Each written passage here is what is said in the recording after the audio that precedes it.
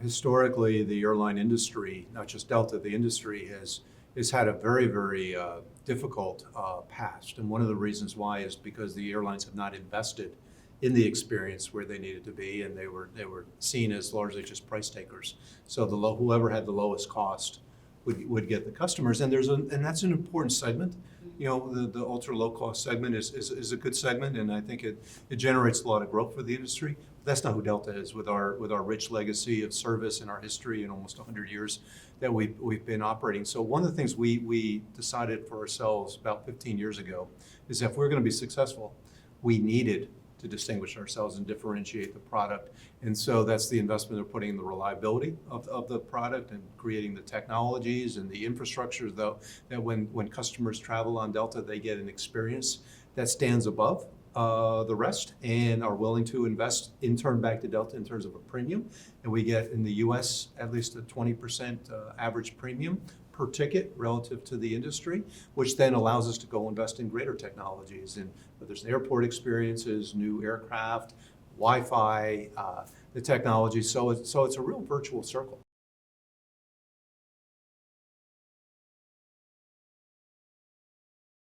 Technology is fundamental to what we do. You know, you think about what we do. We put people in the sky. You know, there's a magic to what we do, and we can never take that for granted. So the biggest technology is, of course, the new aircraft technologies and the engines that support it. And we're investing at a level of billions of dollars a year in new aircraft, and we're bringing this year probably 80 new aircraft into the Delta fleet, and that's a run rate that we're going to continue to grow and invest in, replacing some older technologies and bringing new technologies. Airports have if you ask me where some of the real stress points in travel today are, they sit in the airports, whether it's the security process, whether it's the boarding experience, whether it's the crowding of the facilities. This is infrastructure that was built for the 1960s that we're still operating today, and the investments technology is making there that we're investing in. And the other thing is around our digital technologies and transformation to allow our customers to have a personal engagement with Delta. You know, we talk about digital in all of corporate America. Digital transformation is a hot topic, but for Delta, it's very much about how do we create that personal attachment. We'll carry 200 million people this year. The only way you can create a personalized experience is through world-class technology, digital technology transforming that experience.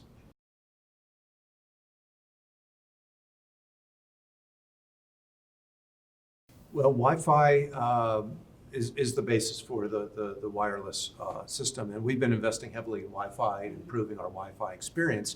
And we thought the next frontier that we could leverage off that Wi-Fi backbone was the IFE, was the onboard experience. And there's a big debate going on within the industry for the last number of years. Do customers value having the screen in front of them on the seatback, or do they carry the screen in their pocket on their PDA?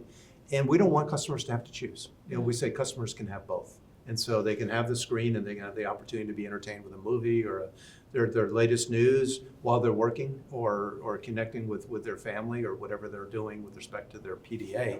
And the next decision line for us, though, came down to cost and weight as part of cost. And the IFE systems that we have today have been operating are very, very expensive. You know, there's a lot of certification required, a lot of wiring.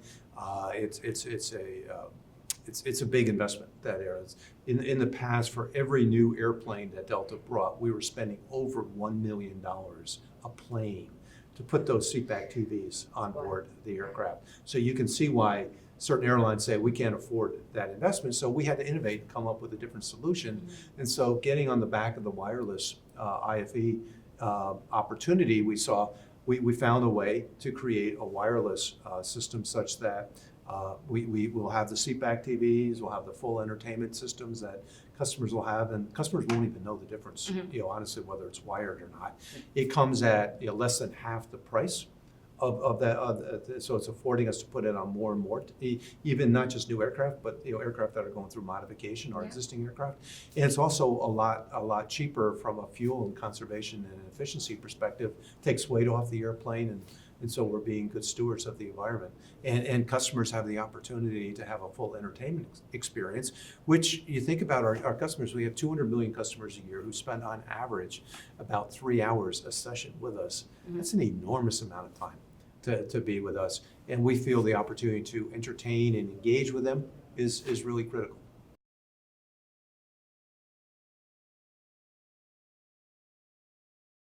We're a big airline. We have over 1,200 airplanes, and we fly our airplanes to their natural life expectancy, which requires us to maintain a large number of upgrades and modifications at all times. It's not as if you can modify an airplane and say you're done for the next decade, right? It's endless. It's endless. The new technologies that are coming, the new opportunities to keep a fresh look in front of your customers' eyes.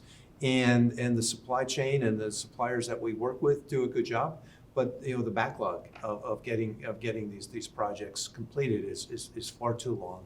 The costs are growing, and we said let's leverage our own internal technologies and our technical operations, our maintenance team, Delta Flight Products as well, to create the opportunity to mod our own airplanes, again at a more efficient cost, and the ability to flow those mods onto the cabins a lot faster. So we're still early.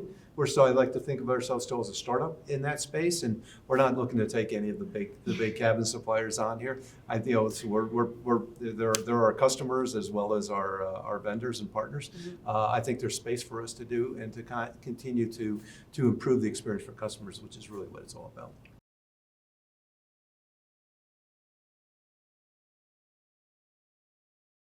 Well, I've received a lot of advice, probably a lot that I can't say, but I'd say there's probably two things. One is for young people. I always talk about people are always worried about and interested in what that next opportunity is going to bring, what the next promotion, what that next job, what the next place you can go. And I've always encouraged people to be more focused on the job they've got than the job they want. And if you do a great job at the job you have, the job you want is going to be there for you. And I've got 4 kids, and 3 who are out in the work world right now, and that's what I always tell them is to focus on the job you have, not necessarily the job you want, and the job you want will find you. And I've always thought that.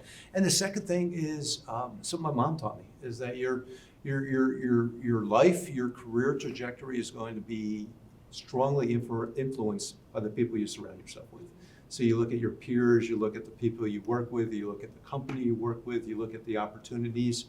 That's going to dictate more of your opportunity set than anything. And if you like who you're with, if you're learning from the people you're with, and you have great respect and admiration, and you feel good about your circle, they'll lift you. And you'll lift them, and you'll bring it forward. A lot of times I think people land in certain jobs or certain places, and they're not quite sure how they got there, and they feel trapped. And I think look at those that you spend the most amount of time with, and that will dictate your path more probably than anything else.